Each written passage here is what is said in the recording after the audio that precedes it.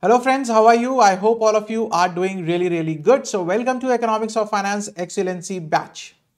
Okay, so what we have been doing is we have completed the first two chapters, that is chapter number 1 and chapter number 2, that is on Keynesian theory. Now regarding the economics of finance, some of the students have been asking me that, sir, in new course, what is going to be there? In new course, economics for finance is not going to be there for the reason that this economics for finance, whatever the topics are, they are going to be shifted in the CA foundation, right? That is why they are saying that institute is planning on that the entry route should be tough, the exit route should be easier one, right? Sir, what about costing and financial management? Costing and financial management is going to be there, and 99.9% syllabus is going to be same in the costing as well as financial management. So all those who are planning to buy the FM course in English, that is available on our app, fully covered, fully ICAI material covered, and you will get the best of concept clarity and a very nominal charges for the regular course, right? That is a complete in-depth course, and the level of understanding and the concept clarity that you are going to get in that course, unmatchable. I guarantee you that you are going to get the best out of it, right? We have given our best. Now it's up to you guys to make the best use of it. That is the investment that you are making for your future today, right? If you are not making the investment, then obviously the returns will be according to that. Okay, so coming back to this, so this was the thing that EFA, whatever the topics are, this Keynesian theory, national income, fiscal functions, and international trade, all these topics are going to be shifted to CA foundation. That is the update as of now, right? We'll get the full clarity once we are, we get the final draft from the institute. We get the final syllabus from the institute that this is going to be the syllabus, but rest assured for costing and financial management, you are going to get the same syllabus. Okay. So we are going to start with our new chapter, that is chapter number 3, fiscal functions and overview.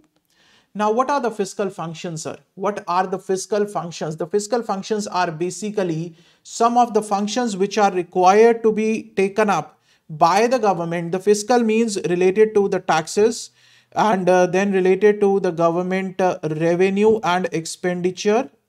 So all these things come under the fiscal functions, that is related to the economy, the functions or the actions of the government which are targeted at improving the social life overall. Now, I'll just in one, I can say in 1 minute or in a few sentences, I'm going to give you the crux of this chapter. Now, what does this chapter says? If we talk about this chapter number 3, that is fiscal functions. Chapter number 3, fiscal functions. Now, what is the crux of this chapter? Try to understand. The crux is, he says, in every economy, one problem is very common. What is that problem? That problem is the scarce resources. That problem is the scarcity of resources. Right? Obviously, whatever the resources the economy is having, that resources are never sufficient to meet the demands. Whatever the economy is demanding, whatever we people are demanding from the economy, the resources will always be scarce according to the demand. Right? This we have already studied in the smaller classes also. That is, the scarcity of resources is always there. So it is always it is a headache for the government. How to manage the resources basically so that the overall economy gets benefited.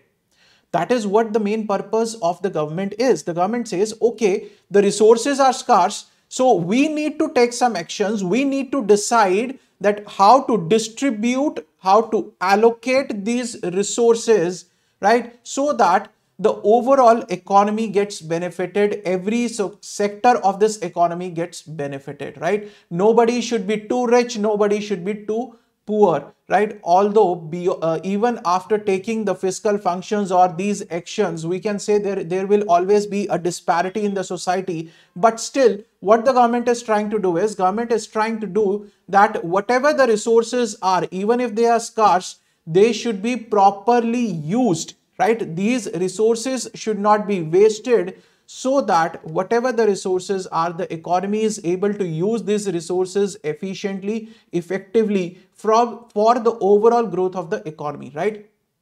Very simple chapter. So what we are basically going to study is, we are going to study that what are the various actions, what are the various decisions, the functions being taken by the government to ensure the proper utilization of the available scarce resources, right?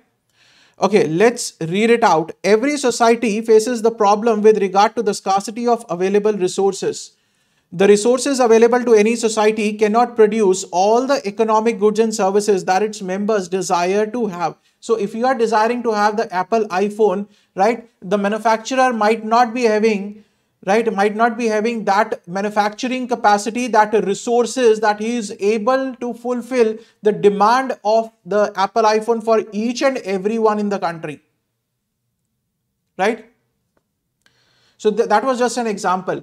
So resources available to any society cannot produce all economic goods and services that its members desire to have. That means the demand will always be more than the resources which an economy is having.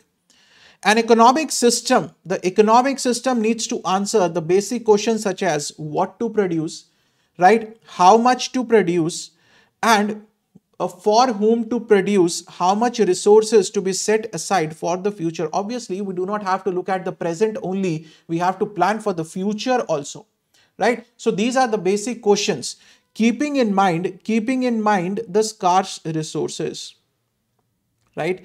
Keeping in mind the scarce resources, the economy has to take a few questions that what is to be produced, right? Let's say if let's say with the resources, whatever the resources are, you can either manufacture rice, or let's say you can manufacture something of less utility, let's say a pen, right? With whatever the resources are there, you can either manufacture rice or you can manufacture the pen. Now what will you manufacture, sir? Obviously the rice manufacturing is the priority, because people need something to eat. People can live without pen, but people cannot live without having the rice, right? Or something, any eatable is there, right? How much to produce? Now what should be the quantity that should be produced? Because we have to use that quantity in the present also, and at the same time we have to preserve the quantity for the future also, right? Then he says for whom to produce, right? How much of the quantity should be produced for whom, right? The lower segment of the society, below poverty line segment, what is the production that is required for them, and what is the production requirement for the upper higher strata of the economy. Then how much resources to be set aside for the future, keeping in mind the scarcity of resources in an economy. So there are three alternative economic systems through which the decision of resource allocation may be made. So what is the purpose? The purpose is that whatever the scarce resources are, they should be allocated in the efficient manner. So he says there are three economic systems which exist. First is the market system, where the market forces of demand and supply, this is driven only by, there is no government intervention, that how to allocate the resources between the various sectors. It is totally dependent by the market forces of demand and supply. What is being demanded, that is being manufactured with those scarce resources. There is no government intervention at all, right? Government says whatever you want to do, see your demand, see your supply, right? Manufacture accordingly. I am not interested. I am out of the game. But does that kind of an economy exist? No, sir. Right? The government intervention will be there. Even in the two-sector model of Keynesian theory, where the government role was not there, that is why we said that that is a hypothetical sector. The government intervention will always be there, sir. Always be there. Okay, the second is government. In this, the decision on the price, quantities, etc. are decided unilaterally by the government. That means the government is the boss here. The government says, keep aside the market forces of demand and supply. Whatever I will say, you will manufacture that. Whatever I will say, you will set the price of the product to that, right? So government is the boss here. So whatever the boss is saying, you have to follow that. Then the third is the mixed system. In this, both market forces and the government simultaneously determine the resource allocation. That means in this kind of an economy, the government sees what is being demanded, what is being supplied along with their own judgment that what is the requirement of the people, how the scarce resources can be allocated effectively so that the overall economy grows. Clear? After that, he says, in the real world, mixed system is seen more often, right? So mixed system is the best system. It is the system which is seen in most of the economies.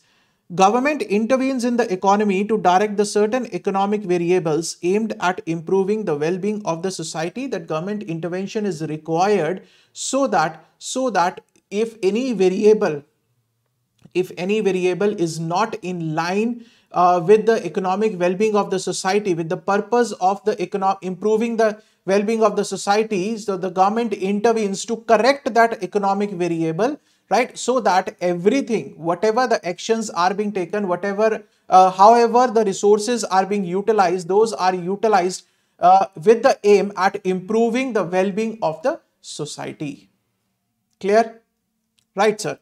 So this was the basic, that introduction part of the fiscal functions. Then what is the Adam Smith's view? The Adam Smith advocated the free market with minimal government activity. He says there should be free market, that is the demand and supply should automatically determine that what is to be produced, how much it is to be produced, for whom it is to be produced. So it should be a free market with the minimal government intervention, right? What does he mean by minimal government intervention? He said that the government role should be in only the few sectors, that is national defense, maintenance of justice, public works, and the establishment and maintenance of the public institutions. That the government role should be only in these 4 sectors. Beyond that, there should be free market, that everything should be determined freely by the market forces of demand and supply.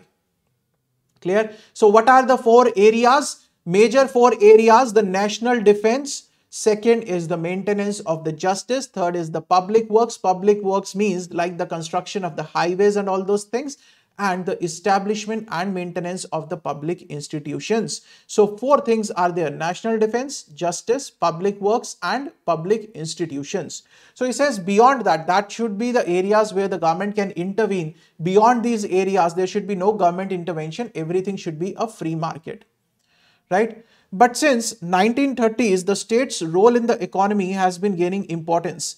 In addition to traditional functions, the government also performs the certain economic functions which are also known as fiscal functions or the public finance functions. He says earlier what happened, that the government role was restricted to a few areas, as the Adam Smith is saying, right? But then the government felt the need that the government needs to take additional actions which are known as the fiscal functions for improving the overall well-being of the society. Now, what are those functions which the government has been taking? That is what we will be studying in this chapter. There are broadly 3 functions: allocation function, distribution function, and the stabilization function. Okay. Then there was another economist, that is Richard Musgrave, and his view was, he was an American economist from the Harvard University. Musgrave introduced a 3-bench taxonomy of the government role in the market in his book, The Theory of Public Finance, in 1959.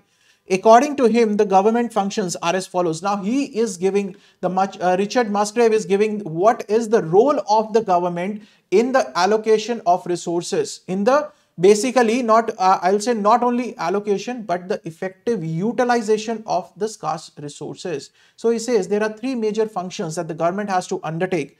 One is the resource allocation, aims to correct the sources of inefficiency in the economic system, that whatever the resources are, they should be effectively allocated among the various sectors of the economy. Then second is income redistribution, that ensures the fair distribution of wealth and income, right?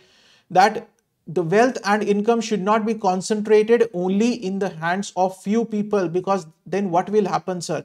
In that case, whatever the resources are, even those resources will be utilized by the wealthy people, right? Then is the stabilization, that deals with the monetary and the fiscal policies. The first 2 are the microeconomic functions, while the last is a macroeconomic. The first 2 means these 2 are resource allocation. At the smallest level, you have to see, right, at individual level, you have to see that the resources are being allocated efficiently, and the income among the people, among the individuals is being distributed equally. So that is why these are known as the microeconomic variables. What are the microeconomic variables? Means the variables which function at the individual level, right? And then the stabilization function is the overall at the overall economy level, that what should be the monetary and the fiscal policies. That is why it is known as the macroeconomic function. Clear? So now in this chapter, we have to study these three functions, 1, 2, and 3. That's all. That's all. These are the three functions that we need to study in this particular chapter. Let's start with the first function, which is known as the allocation function. Now, what is allocation function? Meaning the resource allocation refers to the way in which the available scarce resources are allocated among the various uses to which they might be put. For example, you have a particular resource which is in scarcity, and you can use that particular resource for the defense purposes and also for you can say some game purposes, right? Let's say for the cricket you can use that resource. Now what will you prioritize? That resource is a limited resource. What can you prioritize, sir? Obviously you will prioritize it for defense because that is more important for the country. So that is what he says, that allocation function tells us that whatever the available scarce resources are, they should be allocated to the various uses to which they might be put. It determines how much of the various kinds of goods and services will actually be produced in an economy during a given period with the resources, that with the available resources, which goods will be manufactured, how much quantity will be manufactured using the allocation of the resources. Clear? After that, what are the objectives of the resource allocation? To achieve the optimal or the efficient allocation of scarce resources so that the available resources are put to their best use and the resources are not wasted, that whatever the resources are, they are put to the best use and efficiently allocated. However, the efficient allocation of resources can take place only in the perfectly competitive markets, but in the real world, the markets are not always perfectly competitive. Now, what are the perfectly competitive markets? Can you think of something? What are the perfectly competitive markets? Sir, perfectly competitive markets means those markets where the producer and the consumers have the perfect information about each other. That means the producers know exactly what the consumers are demanding and the consumers know exactly what the producers are going to manufacture and their demand and supply matches. Right? That is a perfectly competitive market. But in reality, such types of markets do not exist, as we all know. Right? Markets are not always perfect, but in that imperfection also you have to find out the ways in which you can efficiently allocate the resources, whatever the resources are.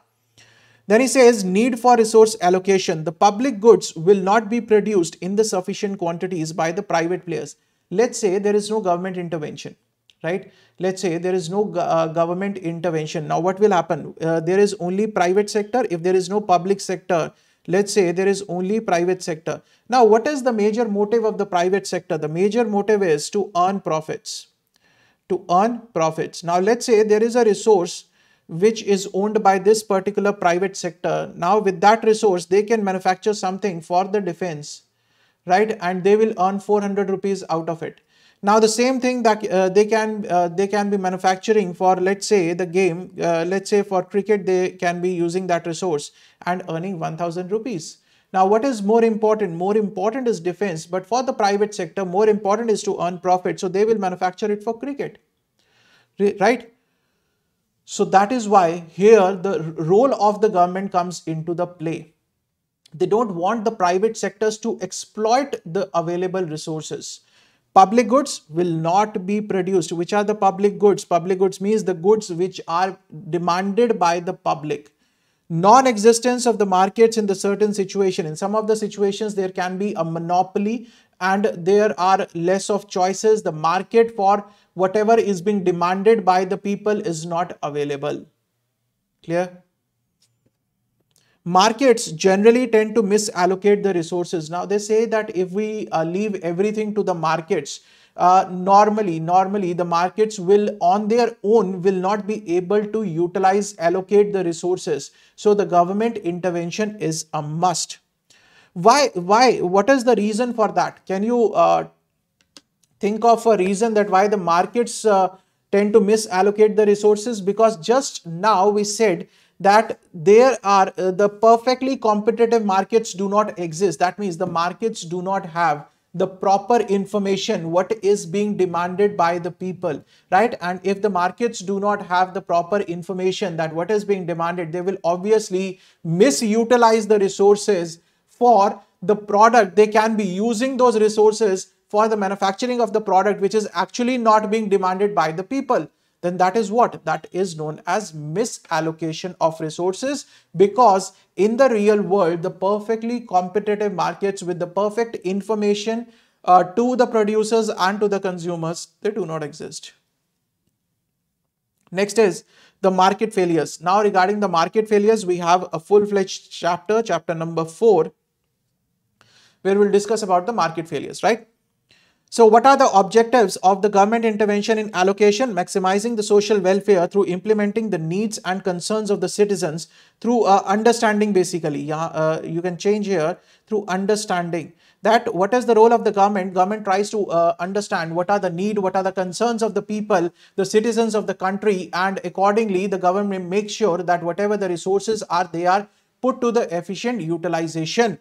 To ensure the proper resource allocation among the various goods, both public and merit goods, that whatever the goods are required to be manufactured, the resources are allocated efficiently. To take the suitable corrective action when the private markets fail to provide the right combination of goods and services, that if the private markets fail, that you are demanding rice and the private market is providing you with the wheat and there is no rice in the market, then what will happen? Then the government will jump into it. The government says, okay, you are providing wheat, we will provide rice, what is being demanded by the citizens of the nation. That is why the role of the government becomes very important here, right?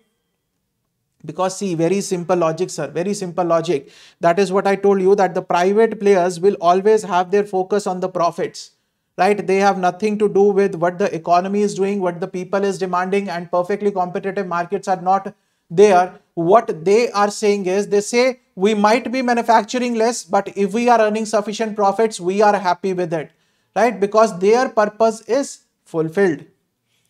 After that, the scope of government intervention in the allocation. The state's allocation is accomplished through the revenue expenditure activities of the government budgeting. Now, how these things are being achieved? That the government budgeting, government says we will do the expenditure in the budgets. You must be listening the budgets, right? In the government budget, what they tell us? In the government budget, they tell us we will be doing an expenditure of this much on the railways, we will be doing this much on the telecoms, we will be doing this much expenditure on the agriculture. So all this is what they why this expenditure is being done, so that the resources, whatever the resources are, they are efficiently utilized with that money, right? The allocation function in the budgeting determines who and what will be taxed, as well as how and on what the government revenue will be spent. Obviously, example, the rich will be taxed at the higher rates and the money collected from such taxes will be used for the social welfare. That in the government budget, the government tries to tell us that what should be the tax rates, that if you have the income of this to this, there will be no tax rate. If your income exceeds this, there will be a tax rate. What will be the tax rate? So that there is an equality. Why? Because they want to take the higher rates from the richer, use that money for the efficient allocation of the resources, so that those resources, whatever the goods and services are being manufactured using those resources, they reach the right people, they reach the right sectors, and everybody is able to take the benefit from those resources, right? They are not wasted, basically. What are the various methods or the instruments of the government intervention? Direct production of goods by the government. That's what I told you, that if the private sector is interested in manufacturing rice only, the government says, okay, leave that. I am there. I will manufacture wheat for you. I will produce wheat for you. So that is a direct production of goods by the government. The government is not dependent upon any private sector or anyone else outside, right? They say, okay, we will do it on our own. Go away. For example, the electricity production, the public transport services, these are all done by the government on their own so that the resources are not misutilized. Influence over the private allocation through incentives and disincentives, subsidies for the social welfare goods and the higher taxes for the goods against the social welfare like the alcohol and cigarettes. Now there is a private sector firm which is a manufacturer of alcohol. Now, what will is alcohol good for the economy? No, sir. The alcohol is not good for the economy. Now, what the government will do? They will tax more on this, more tax. They will put more tax on it, right? They will put more tax on it so that to discourage these such activities which are against the social welfare, right? And on the same, on the other hand, if there is sector which is manufacturing the clothes, right? Or any defense items, not clothes, let's say if this particular sector is manufacturing some defense items. Now, in that case, what will government do? Government will give subsidies. Government will give subsidies that, okay, you are manufacturing something which is there for the social welfare. We will provide you with the subsidies, right? Influence over the competitive policies, merger policies, which affect the structure of industry and commerce. For example, the Competition Act 2002 in India promotes healthy competition and prevents the anti-competitive activities. Now, what is there, sir? In case sometimes, in case of the competition, in case of a lot of competition in a particular product market, the private sectors resort to a very bad place, right? They will increase the prices, they will reduce the quality, everything they will try. Why? Because they are mainly focused on earning the profits. Now, in that cases, the government tries to control such malpractices through the various laws and legislatures, right? The government's regulatory activities such as licensing control, minimum wages, directives of location of industry that influences the resource allocation. That if you want to manufacture a particular product, that let's say there is a cigarette manufacturer, the government will say first you have to take the licenses that in the manufacturing this much is the resources that you will be using so that you are not wasting the resources in the manufacturing of the cigarette, which is actually a hazard, right? Manufacturing of cigarette, which is actually a health hazard and against the social welfare. So that is why this is how they are trying to control the activities. Legal and administrative framework such as imposing the penalties for the non-compliance of the laws, obviously there, right? If you do not comply with some of the laws, then obviously you will have to pay the penalties and the fines. Clear? So this was the first function, that is the allocation function. So out of the three functions we have done the first function, allocation function, and very important from the theoretical, obviously theoretical point of view. For 3 marks, 2 marks, what is the allocation function meaning, what is the scope, objectives, and the methods or instruments that these have been asked in the past also, right? So in short, you should be knowing what is allocation, that is the proper allocation of the scarce resources. And the government intervention is a must in that. The government has a major role to play, that these resources are not concentrated only in the hands of few wealthy people. These resources should be utilized for the manufacturing of goods and services which are for the benefit of the society at large, right? They should not be wasted on the manufacturing of the goods and services which are not in favor of the social welfare, which goes against the social welfare. So all these things need to be considered very carefully in the allocation function, right? So in the next lecture, what we will be doing is, we will be discussing about the next two functions, that is the redistribution function and the stabilization function. With that, the chapter will be complete. So in the next lecture itself, this chapter is going to be complete, a very small chapter, an easy chapter, sir, right? So see you guys in the next lecture. Till then, stay safe, stay healthy, keep studying, keep sharing. Thank you so much.